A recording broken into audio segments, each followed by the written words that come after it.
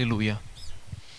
Abra por gentileza a sua Bíblia Sagrada na primeira carta do apóstolo João. Primeira carta do apóstolo João. Nós faremos a leitura do capítulo 5 e do versículo 13. A primeira carta de João, capítulo 5, versículo 13.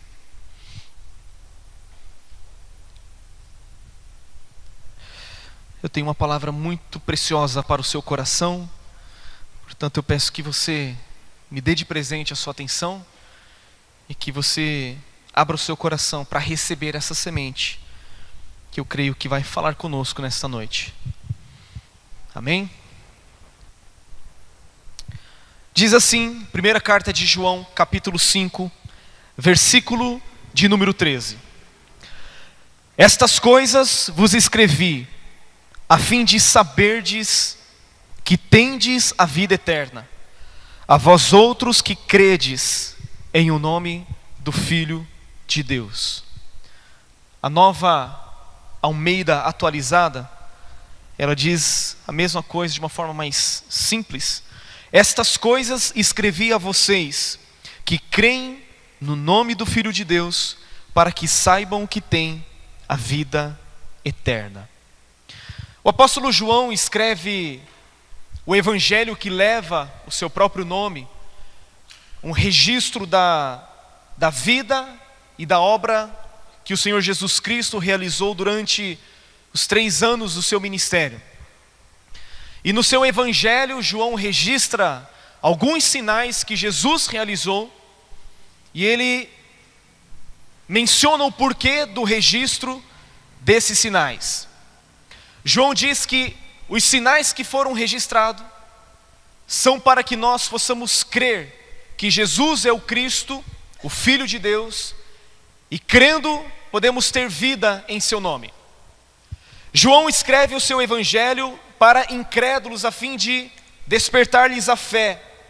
Já esta carta ele escreve para cristãos, para crentes, a fim de fortalecer, de fortificar, de encorajar a fé desses irmãos que já possuíam a vida eterna. O evangelho de João foi escrito para que eles pudessem crer que Jesus é o Cristo e crendo tem vida em seu nome. Já esta carta foi escrita para que nós saibamos que temos esta vida, nós que cremos no Filho de Deus. O evangelho contém sinais para despertar a fé e a carta provas para julgar se nós temos essa fé. Ou seja, como nós podemos saber se temos a vida eterna ou não? João escreve o seu evangelho para despertar a nossa fé, e como resultado da nossa fé, nós temos a vida eterna. Agora João está dizendo: eu estou escrevendo para vocês que já creem no nome do Filho de Deus, a vocês que já têm a vida eterna. E João, de uma forma muito aprofundada, ele coloca algumas provas, aquilo que eu poderia chamar de testes, para ver se de fato temos a vida eterna, para ver se de fato nós conhecemos a Deus, para provar, para testar, para examinar a nossa própria vida. E eu quero mostrar para você como que João descreve algumas lutas que a igreja primitiva estava enfrentando. Aqueles primeiros irmãos estavam enfrentando por várias heresias, vários ensinos falsos que estavam adentrando na igreja. E João então, ele combate essas falsas doutrinas. Primeiro mostrando que a nossa crença, a nossa fé, ela precisa ser uma fé correta. Em segundo lugar, ele mostra que a nossa obediência deve ser uma obediência correta, e como consequência dessa obediência, o nosso amor para com os irmãos também deve ser um amor praticado, um amor verdadeiro, um amor presente em nossos relacionamentos. Portanto, como saber se temos a vida eterna? Como você pode, à luz da palavra de Deus, olhar para a sua vida, examinar a sua própria vida e ver se de fato você está vivendo dentro dos princípios, dentro dos valores que a palavra de Deus determina que nós vivamos. A primeira prova que nós podemos fazer, o primeiro exame que podemos fazer é a prova da fé. Isto é, se nós cremos corretamente. O apóstolo João, neste versículo 13, ele está dizendo: essas coisas escrevo a vocês que creem no nome do Filho de Deus, vocês que já têm a vida eterna. Através da fé é que nós acessamos tudo aquilo que Deus tem nos dado por direito. Veja comigo no versículo 10, 11 e 12 desta primeira carta, no mesmo capítulo 5. Veja comigo, versículo 10. João diz assim: aquele que crê no Filho de Deus tem em si o testemunho. Aquele que não dá crédito a Deus o faz mentiroso, porque não crê no testemunho que Deus dá acerca do seu Filho. E o testemunho é este, que Deus nos deu a vida eterna. E esta vida está no seu Filho. Aquele que tem o Filho tem a vida. Aquele que não tem o Filho de Deus não tem a vida. Portanto, através da nossa fé é que nós temos o testemunho. É através da fé que nós temos a vida eterna. É através da fé que nós podemos acessar tudo aquilo que o Filho de Deus conquistou na cruz do Calvário, mediante o pagamento do seu próprio sangue. João está dizendo que aquele que crê no Filho tem a vida eterna. Aquele que crê no Filho de Deus tem permanente a vida. E quando João fala a respeito da vida, ele não está falando a respeito da vida criada. Ele não está falando da vida bios, mas ele está falando de uma vida não criada. Ele está falando da vida eterna, a vida eterna que começou agora, mas que se estenderá para além da vida aqui na terra. E vida eterna é conhecer a Deus.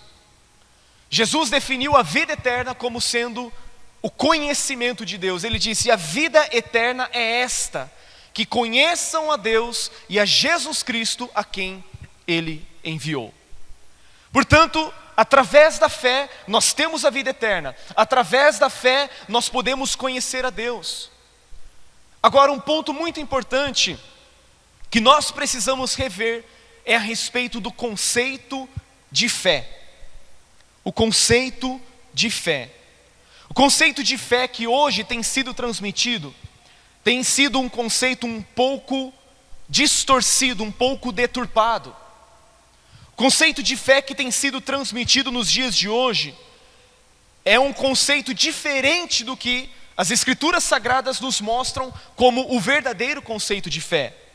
Hoje a fé de muitas pessoas é vaga, é uma fé vazia, é uma fé mística, e fé é muito mais do que simplesmente acreditar.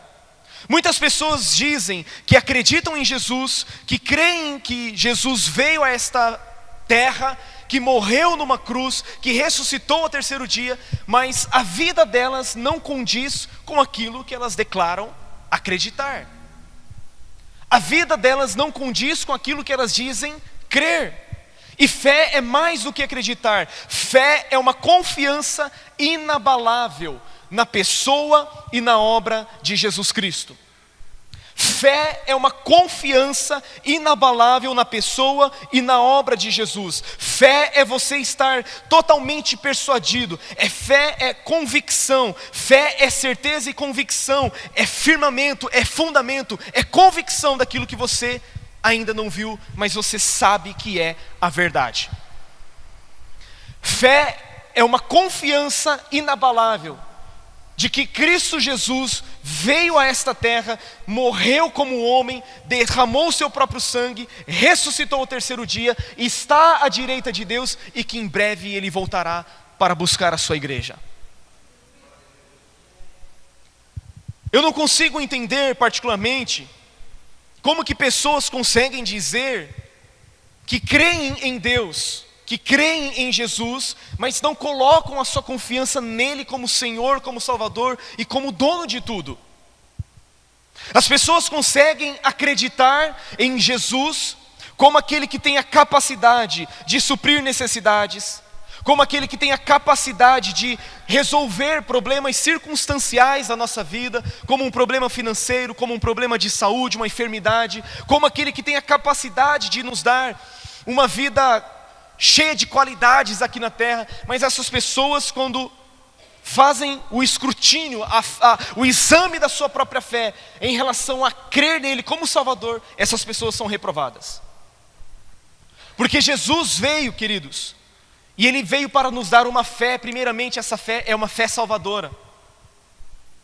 E nós precisamos ser provados, examinados, se de fato nós cremos nele como Senhor e como Salvador, e se temos a vida eterna.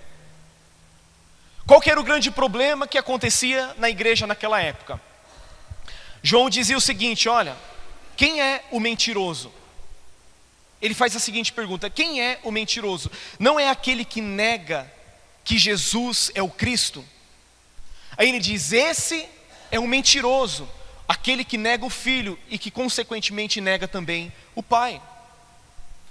Agora, o que acontece? Muitas vezes nós professamos conhecê-lo, nós professamos crer nele, mas a nossa vida muitas vezes nega a fé que declaramos ter. Uau! É muito forte isso. Para mim é muito forte isso, é muito verdadeiro, é muito real. E crer depende de um entendimento correto. Crer corretamente depende de um entendimento correto do que Jesus veio fazer por nós. E muitas pessoas, em nome de uma fé irracional, elas desprezam o conhecimento das Escrituras Sagradas. Muitas pessoas, em nome de uma fé mística, de uma fé vaga, de uma fé vazia, desprezam o conhecimento das Escrituras Sagradas. E o apóstolo Pedro nos diz na sua segunda carta, no capítulo 3, no versículo 18, que nós devemos crescer no conhecimento e na graça de Jesus Cristo, nosso Senhor e Salvador. Portanto, quando você pensa em crescer em conhecimento, você precisa saber que você não está desprezando a fé. Pelo contrário, o conhecimento não anula a fé. Pelo contrário, o conhecimento corrobora, fortalece a sua fé. Por quê? Porque se você tem conhecimento das Escrituras, você conhece o Deus que se revelou através dela. Se você tem conhecimento do que Cristo Jesus veio fazer, você terá uma fé com entendimento e a sua fé será inabalável. É por isso, queridos, que nós investimos tanto no ensino da palavra. É por isso que nós investimos em uma escola bíblica que funciona apenas uma vez por semana. É por isso que nós investimos em que pessoas estejam inseridas em um grupo familiar, onde elas serão instruídas, serão ensinadas, serão apacentadas por pessoas. É por isso que nós investimos em cursos de casais. É por isso que nós investimos em tantas áreas da família. É por isso que nós investimos tanto em que vocês tenham o conhecimento da palavra de Deus, para que vocês tenham uma fé sólida, uma fé inabalável. Portanto, é necessário, para crermos corretamente, termos conhecimento, a fim de que o conhecimento molde o nosso entendimento de quem é Deus e de quem é Cristo Jesus e o que Ele veio fazer nesta terra por mim e por você. Portanto, nós não podemos desprezar aquilo que Deus tem falado por intermédio da sua palavra, porque é pela fé que nós acessamos a graça de Deus, conforme nós ministramos há 2 semanas atrás. É pela fé que nós acessamos a graça, é pela fé em Cristo, depositando toda a nossa confiança nele, em sua obra salvadora, que nós nos tornamos filhos de Deus. É através da fé. Veja comigo o versículo 20 deste capítulo 5 de 1 João. Versículo 20 do capítulo 5 de 1 João. João diz assim: também sabemos que o Filho de Deus já veio e nos tem dado entendimento. Para quê? Para reconhecermos aquele que é o verdadeiro. E nós estamos naquele que é o verdadeiro, em seu Filho Jesus Cristo. Este é o verdadeiro Deus e a vida eterna. Ele tem nos dado entendimento para reconhecermos o quê? Aquele que é o verdadeiro. Se você não tem conhecimento, você não tem entendimento. E se você não tem entendimento, a sua fé é uma fé vaga, vazia e mística muitas vezes. Aleluia? Primeiro aspecto no qual nós somos provados para sabermos se temos a vida eterna é a prova da nossa fé. A segunda prova pela qual você e eu somos submetidos quando olhamos a epístola de João é a prova da obediência. Eu estava preparando essa mensagem e aí eu lembrei que sempre que eu vou ler a carta de João, antes de começar a ler eu falo, lá vem porrada. Porque é a carta que confronta a nossa vida. Sempre que eu leio 1 João e a carta de Tiago eu falo, hoje eu apanho. Hoje eu apanho, mas vamos lá. Tem que se expor às escrituras, né? Tem que meditar nelas para quê? Para que ela mude a nossa vida. Então a segunda prova pela qual somos submetidos é a prova da nossa obediência. Veja comigo, capítulo 2 desta mesma carta, versículo 3. 1 João 2, versículo 3.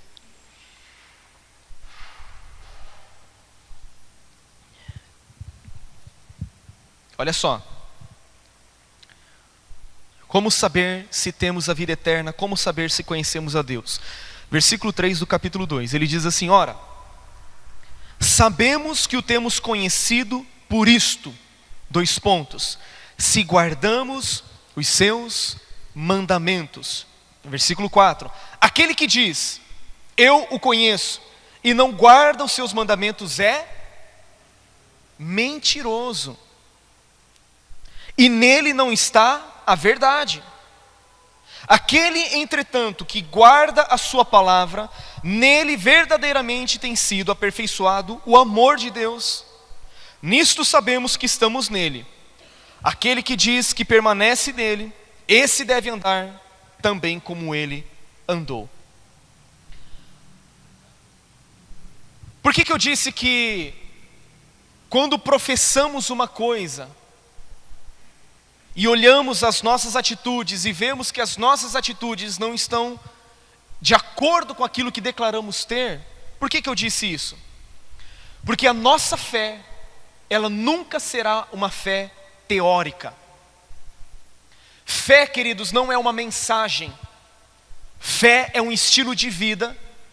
E a sua fé, a minha fé, precisa me levar a uma vida de obediência. Aquilo que eu creio precisa ser aquilo que eu vivo. A obediência comprova se de fato conhecemos a Deus e estamos nele. A obediência comprova se de fato eu creio naquilo que eu declaro crer.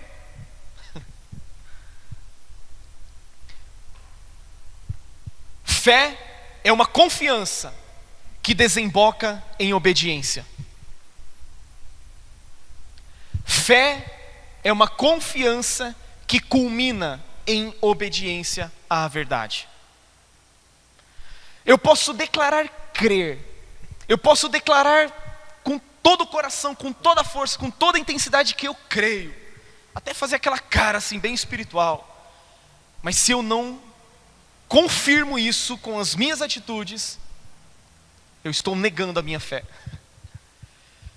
O apóstolo Tiago diz que a fé sem obras é morta. Através da fé, através das obras, nós estamos consumando a nossa fé. É através das obras, ou seja, é através daquilo que eu pratico que eu estou confirmando que eu creio de verdade naquilo que eu declaro crer. Quantos estão entendendo? Digam amém. Se você não estiver entendendo, aí a gente faz um bate-papo depois, tá bom? Nós só obedecemos por fé. Nós só obedecemos por fé. Não tem como obedecer a Deus sem fé. Veja comigo em Romanos capítulo 1, versículo 5. Aqui no telão, por gentileza. Romanos capítulo 1, versículo 5.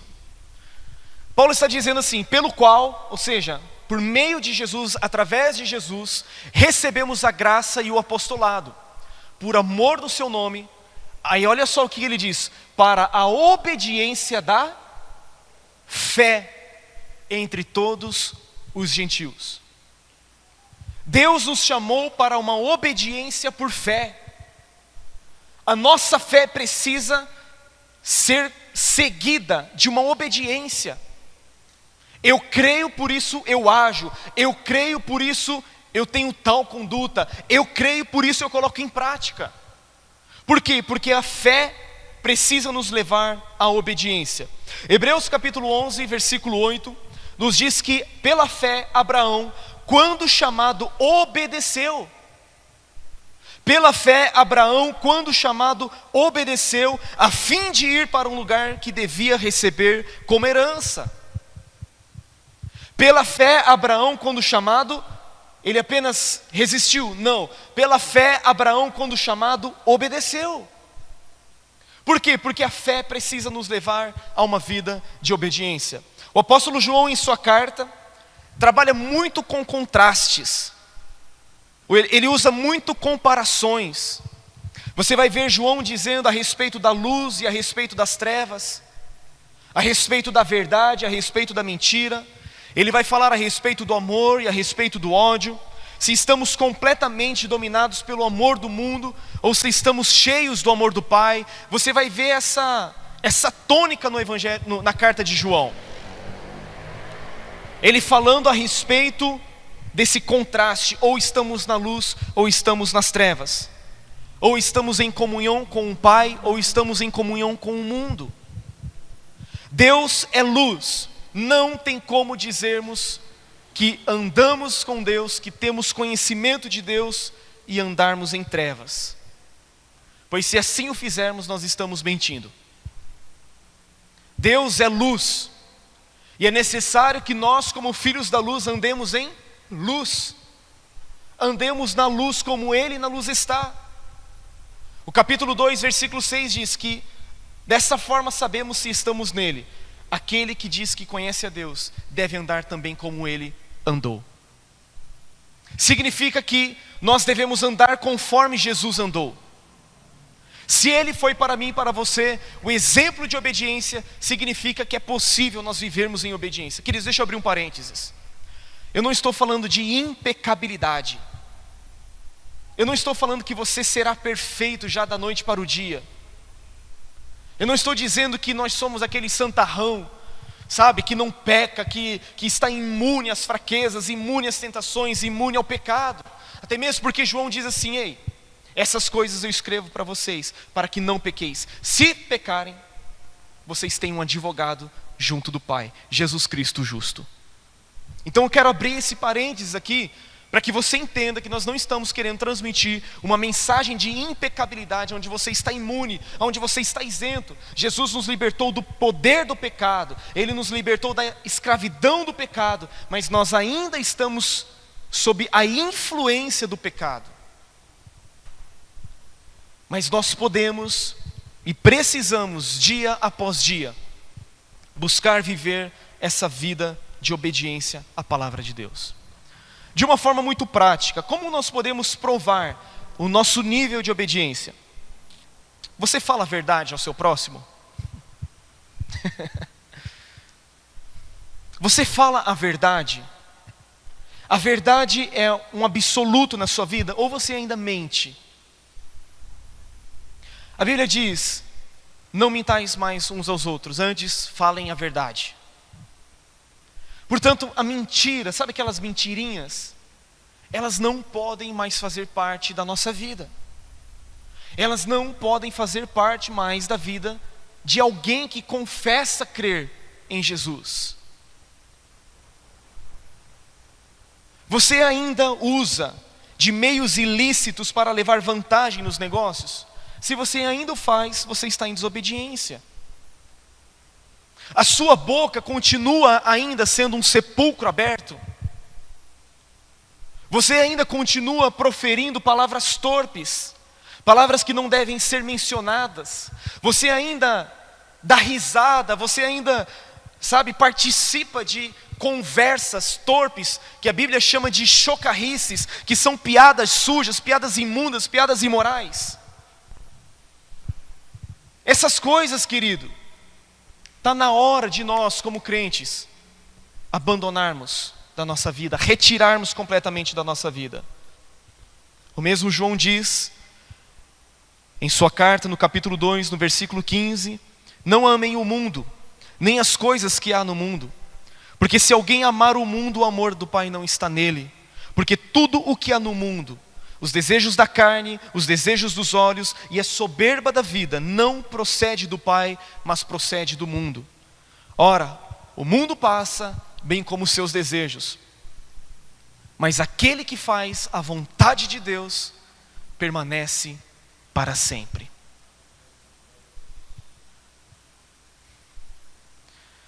A nossa fé precisa ser consumada pela nossa obediência.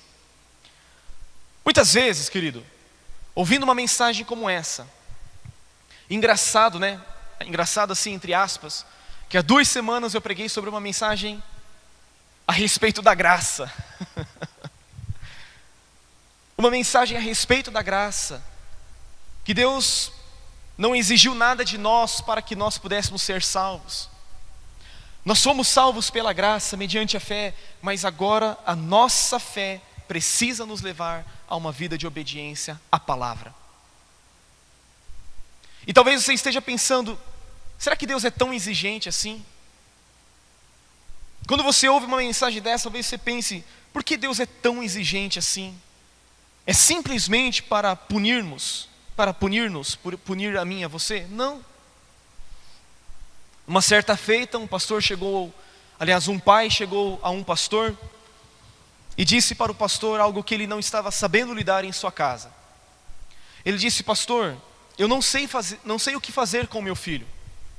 Meu filho está bravo comigo, ele está se queixando de mim, porque ele me obedece em 90% daquilo que eu peço para ele fazer, e ele faz os 90%. Mas ele está se queixando de mim, porque eu o cobro dos 10% em que ele me desobedece. Deixa eu te fazer uma pergunta, vocês como pais, alguns pais aqui, vocês querem que os filhos de vocês obedeçam apenas 90%? Não, né? Filho, se você me obedecer 90% já está bom. Eu te dou 10% aí de margem para você fazer o que você quiser. Querido, nenhum pai sensato, centrado, pensa uma coisa dessa. Agora, por que Deus deseja a nossa obediência? Para o nosso bem. É para o nosso bem. É para o seu bem que Deus deseja a sua obediência. É para o meu bem que Deus deseja a minha obediência. Eu gosto muito de um texto de Deuteronômio capítulo 10, versículo 12, quando o Senhor diz para a nação de Israel, o que é que o Senhor requer de ti, ó Israel? Não é que temas ao Senhor, e que o sirvas, e que andes nos seus caminhos, ao texto aí, né? Senão que temas o Senhor teu Deus, que andes em todos os seus caminhos, e o ames, e o sirvas, e sirvas ao Senhor teu Deus de todo o teu coração, e de toda a tua alma, versículo seguinte, que guardes os mandamentos do Senhor, e os seus estatutos, que eu hoje te ordeno para quê? Para o teu bem. Então, quando Deus nos pede determinadas coisas para não praticarmos, saiba que Deus não está querendo te punir. Saiba que Deus é um pai amoroso, é um pai que te ama, e Ele está muito preocupado com você, tanto aqui nessa terra, como também está preocupado com a sua eternidade. E o intuito, a motivação do coração de Deus não é punir os seus filhos, e sim que eles desfrutem de todo o bem que o Pai tem preparado para eles aqui nessa terra e também no porvir. E a Bíblia diz, queridos, que os mandamentos de Deus não são pesados. João diz isso, nós vamos ler esse texto no final, mas os mandamentos que Deus tem para mim e para você, esses mandamentos não são penosos. Sabe por quê? Porque você tem o Espírito Santo habitando dentro de você. Porque existe uma graça que te capacita a renegar a impiedade, as paixões mundanas, e que te capacita a viver neste presente século de uma forma sensata, justa e piedosa para a glória de Deus. A obediência não é um peso. Você pode obedecer por 3 motivos. Ou uma pessoa obedece por 3 motivos. Ela obedece por medo, ela obedece por necessidade, ou ela obedece porque quer. A pessoa que obedece por medo é semelhante a um escravo que tem medo do seu senhor, e por não obedecer ele sabe que será punido. Então ele obedece simplesmente por medo de ser punido. A pessoa que obedece por necessidade, ela obedece porque ela sabe que ela vai ter uma recompensa. A semelhante de muitos de nós que trabalhamos em determinados lugares simplesmente pelo salário que nós receberemos. Então ela obedece por quê? Por necessidade. Agora você e eu temos a oportunidade de obedecermos por amor. De obedecermos porque nós queremos. E a Bíblia diz que nós amamos porque Ele nos amou primeiro. E a Bíblia diz que o amor de Cristo nos constrange. Portanto, como poderia eu rejeitar a esse Deus que de uma forma tão incondicional, conforme nós cantamos hoje, um amor ousado, um amor infinito, um amor que deixa as 99 ovelhas no deserto, deixa as 99 ovelhas no monte e vem atrás da ovelha que está perdida. Como poderia eu retribuir a esse Deus com atitudes de rebelião, de rebeldia e de desobediência em relação à sua palavra? Quantos estão entendendo? Aleluia. Essa é a segunda prova, a prova da nossa obediência. A terceira e última prova que nós vemos nessa carta é a prova do nosso amor. É a prova do nosso amor. Vejam no capítulo 4, versículo 20 e 21.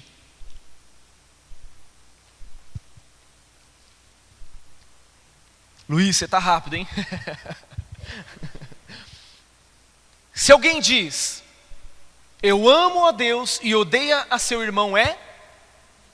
Então perceba que é a terceira vez em que João menciona a respeito daquele que é mentiroso. Primeiro, aquele que nega que Jesus é o Cristo, esse é mentiroso. Aquele que diz que conhece a Deus, mas não guarda os seus mandamentos, esse também é mentiroso. E agora João está dizendo, se alguém diz, eu amo a Deus e odeia seu irmão, é mentiroso. Pois quem não ama a seu irmão, ao qual viu, não pode amar a Deus a quem não viu. Versículo seguinte. E dele temos este mandamento, que quem ama a Deus, ame também a seu irmão. Mais um. Não, só até ali, só até o 21 mesmo. Segura o 5:1 aí. Se amamos a Deus, devemos amar também ao nosso próximo. Se amamos a Deus, devemos amar também aos nossos irmãos.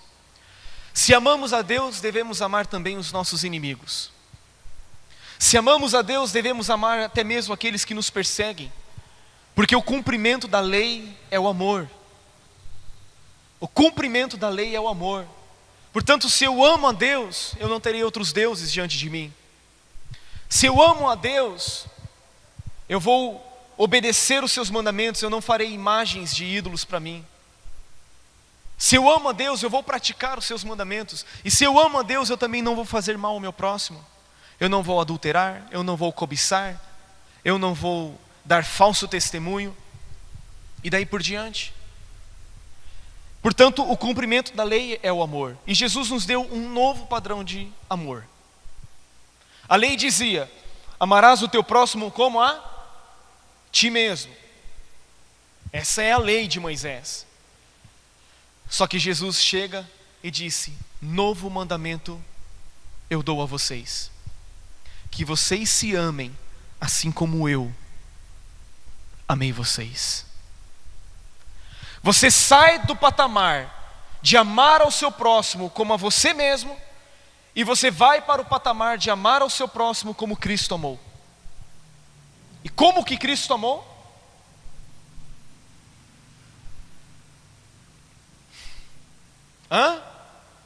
Se entregando, morrendo, sacrificando-se pelo seu próximo, por mim, por você, por todos nós. Nós não temos dificuldades em crermos naquilo que a Bíblia diz em João 3,16, não é verdade? Vamos citar João 3,16, todos sabem? 3, 2, 1, vamos lá? Porque Deus amou ao mundo de tal maneira que deu o seu Filho unigênito, para que todo o que nele crê não pereça, mas tenha a vida eterna. João 3,16. Agora vamos recitar 1 João 3,16, vamos lá?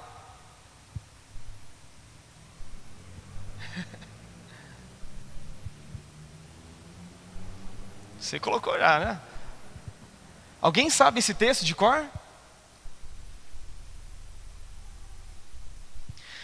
Nisto conhecemos o amor, que Cristo deu a sua vida por nós, e nós devemos dar a vida pelos irmãos. Um novo desafio, não apenas decorar João 3,16, mas agora decorar 1 de João capítulo 3, versículo 16. Nisto conhecemos o amor, que Cristo deu sua vida por nós e devemos dar a nossa vida pelos nossos irmãos. É a prova do amor. E francamente, amados, eu tenho analisado a minha vida nos últimos tempos. Eu tenho permitido o Senhor fazer isso comigo. Eu tenho permitido que Ele faça isso através da palavra e através da minha própria consciência. Será que de fato eu estou vivendo o amor de Cristo? Será que de fato eu tenho amado os meus irmãos? Será que de fato eu tenho dado a minha vida por vocês? Será que de fato eu tenho dado a minha vida por aquele que não merece? Eu tenho feito esta análise, este autoexame na minha vida. João diz que devemos amar não de palavras, mas de fato e de verdade. O amor também deve ser expressado por meio de palavras. É gostoso ouvir, né? Eu te amo, meu irmão. Eu te amo, meu amado. Eu te amo, minha amada. É gostoso, é importante. Eu creio que o amor também se expressa por meio de palavras, mas João está dizendo que nós não devemos amar só de palavras, não só de língua, mas de fato e de verdade. Significa que nós devemos amar, antes de qualquer coisa, através de atitudes. E o amor, queridos, antes de ser um sentimento, antes de ser uma decisão, amor é mandamento. Então eu tenho procurado amar, não porque eu sinto, e não apenas por decisão, mas por entender que amor é um mandamento. Eu preciso amar porque é um mandamento de Deus. E se eu descumpro com esse mandamento, eu estou pecando. Radical, né? Mas esta é a verdade. Se nós experimentamos o amor de Deus em nossa vida, nós também devemos manifestar este amor uns pelos outros. Falamos na semana passada sobre a bênção da comunhão, sobre a importância de lavarmos os pés uns dos outros, sobre a importância de acolhermos uns aos outros, de estarmos em comunhão uns com os outros. E hoje eu dou continuidade a isso. Devemos amar uns aos outros, devemos proteger-nos uns aos outros. Sabe, como nós podemos manifestar este amor? Este amor ele pode ser manifestado através de atitudes muito simples, muito simples. Através de pequenos gestos, nós podemos manifestar o nosso amor. Há quanto tempo, ou qual foi a última vez que você chorou por alguém? Qual foi a última vez que você empenhou 5 minutos de oração por alguém que está passando por um problema? Qual foi a última vez que você intercedeu por alguém? Isso é a parte espiritual. Mas qual foi a última vez que você se preocupou em mandar uma mensagem para alguém que de repente parou de frequentar a igreja, ou está faltando constantemente nos cultos? Qual foi a última vez que você, através de atitudes, demonstrou o seu amor pelo seu irmão? Talvez você esteja pensando, isso é responsabilidade dos pastores. E eu digo para você, não.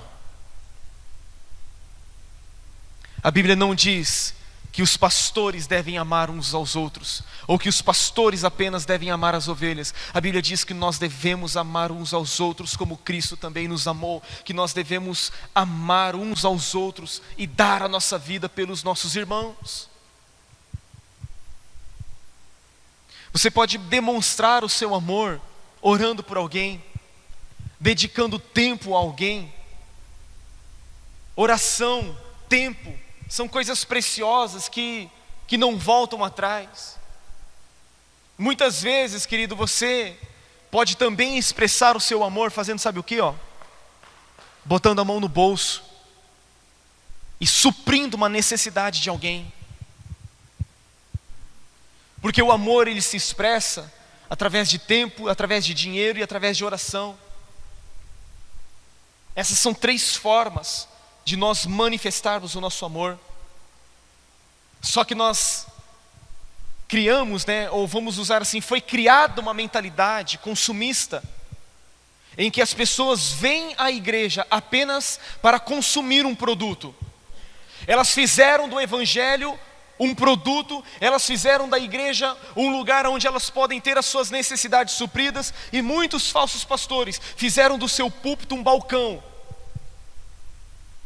E as pessoas pensam, eu vou à igreja para ser abençoado, eu vou à igreja para ter os meus problemas resolvidos. Mas nós precisamos entender que ser igreja, viver igreja, é andar em comunhão, é viver em comunidade, é se preocupar com o próximo, é cuidar do seu próximo, é suprir o necessitado, é você amar pessoas, é você cuidar de pessoas. Sabe por quê, querido? Porque nessa terra você não vai levar nada, nu você veio, nu você voltará, mas você pode levar pessoas à eternidade através do seu amor. E eu falo que profeticamente, esta igreja, o Ministério Verdade e Amor, não é um lugar de consumismo, não é um balcão onde você pode ter as suas necessidades supridas. O Ministério Verdade e Amor não é uma empresa particular do pastor Vinícius e da pastora Carol. O Ministério Verdade e Amor é um projeto que Deus nos confiou, uma visão celestial que Deus nos confiou, para nós colocarmos em prática tudo aquilo que está escrito na sua palavra. Glória a Deus pelo seu amém, obrigado. O apóstolo Paulo diz, eu não fui desobediente à visão celestial. E essa igreja ainda não cresceu porque nós temos sido obedientes à visão celestial. Porque se eu estivesse dando lixo,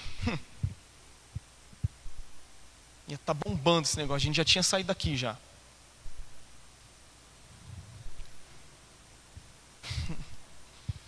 Não é verdade? Mas nós não podemos mais, querido, negligenciar o amor. Não podemos mais negligenciar o amor. Alguns registros históricos, eles contam a respeito da velhice de João, o apóstolo João. E dos 12 apóstolos que Jesus teve, apenas João não morreu de forma martirizada. Apenas João morreu de velhice, aproximadamente no ano 98 depois de Cristo. Em algumas pessoas, alguns registros históricos, nós podemos ver isso, que as pessoas andavam com João, apoiado nos braços, dando força para ele, porque ele estava muito idoso. E as pessoas perguntavam quais eram as recomendações dele. E os registros históricos dizem que João dizia o seguinte: filhinhos, amai-vos uns aos outros. Amai-vos uns aos outros. E os discípulos de João, muitas vezes cansados já de ouvir tantas vezes João falar isso, eles perguntavam, mas por que o Senhor repete tanto essas palavras? E ele dizia, porque isto é mandamento do Senhor, e isto é suficiente. Amai-vos uns aos outros. porque isto é mandamento do Senhor. A Bíblia diz que o amor de muitos nos últimos dias se esfriará. A Bíblia diz que o amor de muitos nos últimos dias se esfriará. Mas eu já posso dizer para você, eu não faço parte dessa maioria. Sabe por quê? Porque da mesma forma que o amor de muitos nos últimos dias se esfriará, Deus também tem dito que derramará do seu Espírito nos últimos dias, sobre os filhos, sobre as filhas, sobre os jovens, sobre os velhos, sobre os servos, sobre as servas, sobre toda a carne Deus derramará do seu Espírito. E a esperança não confunde, porque o amor de Deus é derramado em nosso coração por meio do Espírito Santo que nos foi dado. Eu tenho clamado, Senhor, eu quero ser cheio do Espírito Santo para poder te amar. Senhor, eu quero ser cheio do Espírito Santo para amar como o Senhor amou.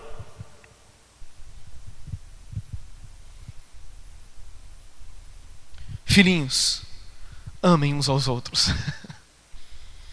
Nós podemos experimentar um grande e poderoso avivamento através do amor. Eu não sei quantos conhecem um pouco da história da Coreia do Sul, mas o país foi dividido e um país muito assolado por outras nações. E por volta do ano 1900, o início do século passado, muitos cristãos foram mortos. Muitos pastores foram martirizados naquele tempo. E foi um tempo em que a igreja se tornou uma igreja muito amarga. A igreja se tornou muito amargurada e alguns pastores decidiram fazer um retiro espiritual.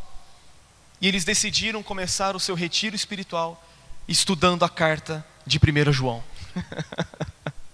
Porque eles viram que eles estavam amargurados e que eles precisavam liberar perdão. E desde então, desde 1907, começou um poderoso avivamento na Coreia do Sul.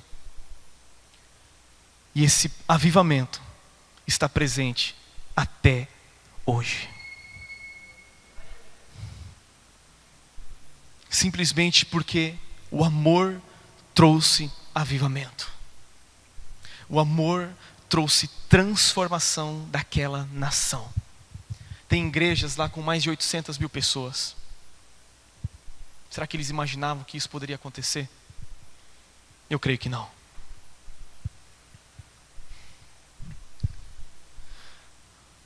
Primeira de João, capítulo 5, versículo 1.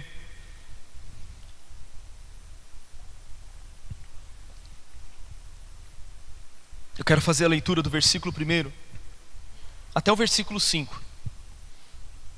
Olha só o resumo do que nós falamos. Todo aquele que crê que Jesus é o Cristo é nascido de Deus. Então, através da fé somos regenerados, através da fé somos filhos de Deus. E ele diz, e todo aquele que ama ao que o gerou, ou seja, todo aquele que ama a Deus, porque nós somos nascidos de Deus, João diz, também ama ao que dele é nascido.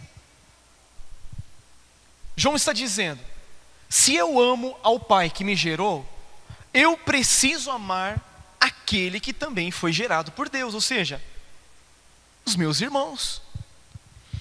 E João diz assim, versículo 2, nisto conhecemos que amamos os filhos de Deus, quando amamos a Deus e praticamos os seus mandamentos.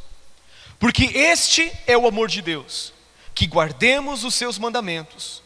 Ora, os seus mandamentos não são penosos, porque todo o que é nascido de Deus vence o mundo. E esta é a vitória que vence o mundo, a nossa fé. Quem é o que vence o mundo, senão aquele que crê ser Jesus, o Filho de Deus? Fé, obediência e amor. Nós precisamos examinar-nos. É assim que fala? Acho que é, né? Precisamos nos examinar, pastor, é mais fácil falar assim. Precisamos examinar a nossa fé. Precisamos examinar a nossa obediência. E precisamos examinar o nosso amor. A nossa fé precisa nos levar à obediência. E a obediência precisa nos levar à prática do amor. E para concluirmos o último texto, eu quero concluir essa mensagem, 2 Coríntios 13 e 5. O apóstolo Paulo diz assim: examinem-se para ver se realmente estão na fé. Provem a si mesmos. Ou não reconhecem que Jesus Cristo está em vocês, a não ser que já tenham sido reprovados. Queridos, que possamos nessa noite fazer este exame. Examinarmos a nós mesmos. Se realmente estamos na fé. Se realmente estamos em obediência. E se realmente estamos vivendo a prática do amor. Eu quero que você se coloque em pé, por gentileza. Eu quero orar com você.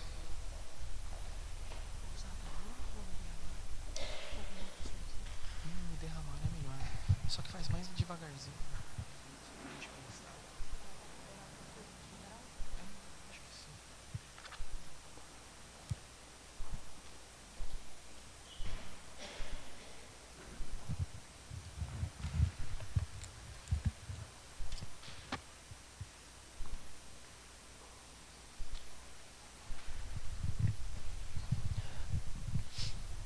Feche os seus olhos. Peça para que o Espírito Santo fale com você neste momento, querido. Ah, Espírito Santo, como nós precisamos da sua ajuda. Mais do que uma autoanálise, nós precisamos de uma análise do alto. Espírito Santo, sonda os nossos corações. Ajuda-nos, Deus. Ajuda-nos, Deus. Quando eu olho para mim mesmo, eu vejo o quão distante ainda estou daquilo que é o seu padrão. Quando eu olho, Deus, para mim mesmo, eu vejo o quanto eu preciso ainda crescer em fé, crescer em obediência, crescer em amor, crescer, Deus, em rendição diante do Senhor. Deus, quando nós olhamos para a igreja hoje, a igreja no Brasil, nós podemos vê-la ainda distante também, Senhor, em sua fé, em sua obediência, em seu amor. Quantas vezes, Deus, nos degladiamos, quantas vezes falamos mal uns dos outros, quantas vezes, Deus, negamos ao Senhor por obras, quantas vezes as nossas obras negam ao Senhor. Espírito Santo, Espírito Santo. Oh, Jesus, Jesus.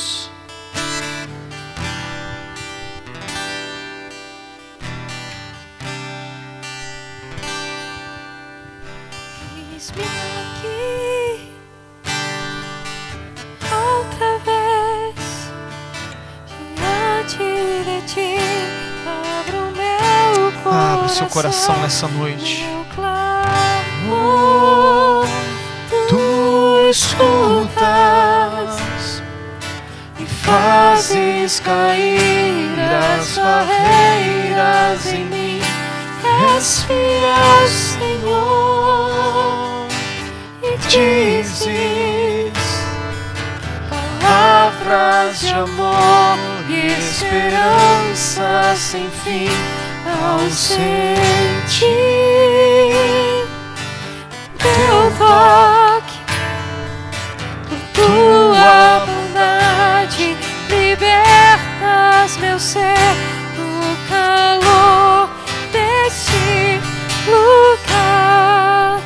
Eu venho me derramar. Faça desta canção a sua oração nesta hora. Dizer que te amo, me derramar.